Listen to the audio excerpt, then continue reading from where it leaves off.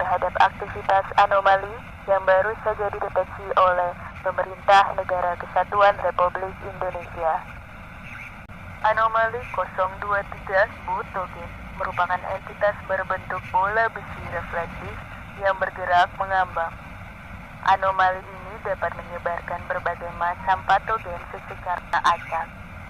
Jika individu mendekat lebih dari jarak 5 meter pada anomali tersebut, maka anomali tersebut secara acak menanam satu penyakit pada tubuh korban. Prosedur pencegahan jika anomali mendekat ialah dengan menghadapkan cermin pada entitas tersebut. Anomali 023 akan bergerak menuju direksi berlawanan jika dihadapkan dengan cermin. Warga diimbau untuk tetap waspada, siapkan alat maupun benda reflektif untuk menyelamatkan diri masing-masing.